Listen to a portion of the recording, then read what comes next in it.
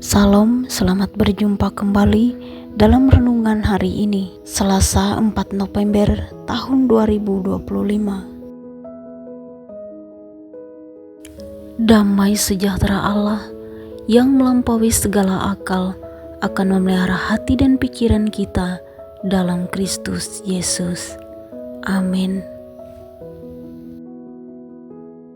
Firman Tuhan hari ini diambil dari Habakuk pasal 3 ayat 1-16 yang berisi doa Nabi Habakuk ketika ia menyaksikan kuasa Tuhan yang dahsyat di tengah penderitaan umatnya.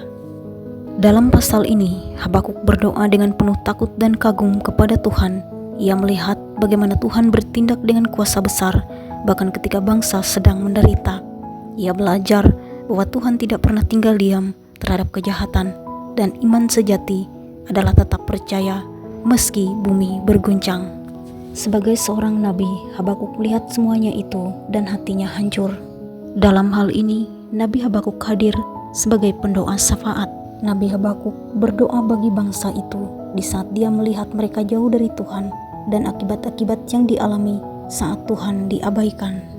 Nabi Habakuk hidup di masa-masa kesuraman bangsa Yehuda sekitar tahun 600 sebelum Masehi menjelang kejatuhan kota Yerusalem. Waktu itu, keadaan kehidupan di bangsa itu dipenuhi dengan kekerasan, ketidakadilan, dan kemunafikan rohani. Di masa iman mulai padam, bangsa yang dahulu mengenal Tuhan kini tenggelam dengan kekerasan dan keserakahan.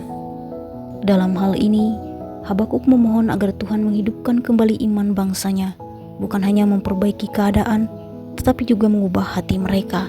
Ini adalah syafaat yang indah. Makna bagi kita sekarang, kita pun hidup di zaman yang mirip. Orang makin kehilangan arah, kasih mulai dingin, dan banyak yang hidup tanpa Tuhan. Dalam keadaan seperti ini, Tuhan memanggil kita untuk menjadi pendoa syafaat seperti Nabi Habakuk. Mari kita berdoa, bukan hanya untuk diri sendiri, tetapi juga bagi mereka yang sedang jauh dari kasih-Nya. Berdoa bagi orang lain berarti menanggung beban mereka di dalam kasih. Kadang kita tidak bisa menolong secara langsung, tetapi doa kita dapat membuka jalan bagi kuasa Tuhan untuk bekerja di dalam hidup mereka. Jadi mari kita menjadi pendoa syafaat bagi setiap ketidakadilan dan kekerasan di dunia ini. Mari kita berdoa. Tuhan Allah kami yang Maha Pengasih, terima kasih untuk firman-Mu pada hari ini. Kami telah diajarkan melalui kisah hidup Nabi Habakuk dan teladan yang Dia berikan.